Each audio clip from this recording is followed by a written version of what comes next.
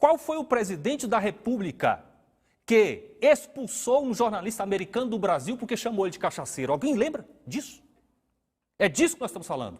É isso que nós temos que combater. O policial que atuou nessa operação em Trindade, que repercutiu a nível nacional, que você comentou, na minha avaliação, ele é uma vítima. Por quê?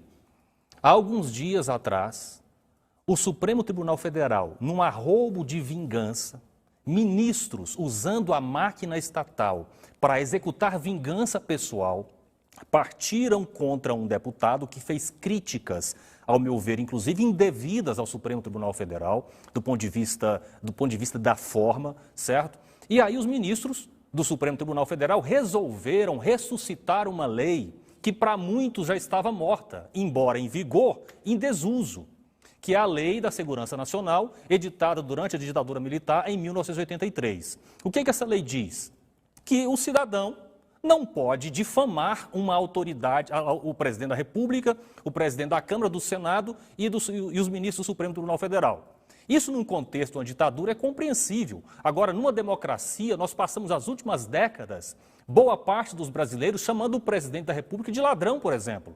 Isso não poderia ser feito? O que o Supremo Tribunal Federal fez foi ressuscitar uma lei que já devia estar morta pelo desuso e aplicou para praticar a vingança contra o deputado Daniel Silveira, que fez aquelas críticas ao Supremo. Aí eu me coloco, então, agora diante do policial que fez o que fez ontem. O policial fez isso por quê? Porque ele viu o órgão máximo da justiça brasileira aplicando a lei exatamente nesse sentido. Então o policial falou, peraí, eu estou vendo um crime cometido diante dos meus olhos, diante da interpretação ou da aplicação, aliás, que o Supremo Tribunal Federal fez. Então, esse senhor está cometendo um crime. O que foi um equívoco induzido por esse tipo de atuação arbitrária do Supremo Tribunal Federal. É muito comum que autoridades usem do poder que têm para colocar medo na população.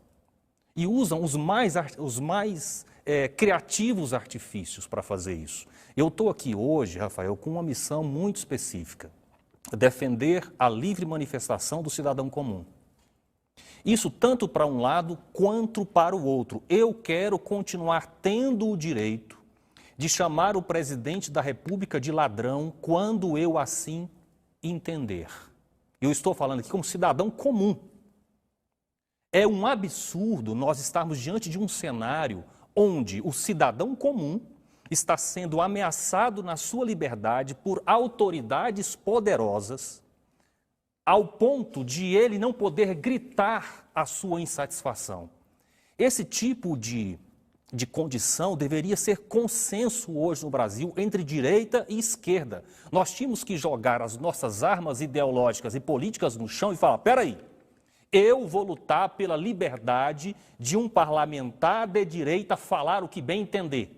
Porque é esse o propósito, inclusive, da lei que regulamenta, da Constituição, aliás, que regulamenta a imunidade parlamentar, quando diz que ele é isento de quaisquer opiniões, não tem exceções. E essa situação específica é dada ao parlamentar porque ele está numa condição especial. Ele fala em nome da população, ele tem autoridade para falar em nome da população, e quando a gente abre brecha, como eu percebi que o doutor Manuel parece ter essa pretensão, abre brecha para que, não, peraí, o parlamentar não pode falar isso, ele pode falar isso.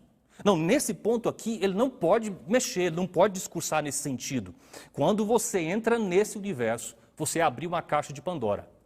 Por quê? Aí depende do ouvinte, né? Da autoridade de plantão que vai dizer o seguinte, peraí, você pode falar isso, você não pode falar aquilo. Por isso que a Constituição Federal garante a total liberdade a um parlamentar de falar. Isso em relação ao parlamentar.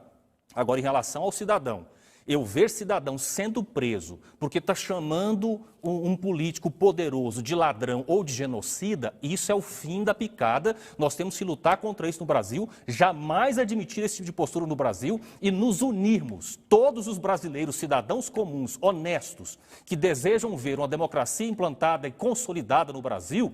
Não podemos compactuar com esse tipo de situação, seja de um lado, seja de outro.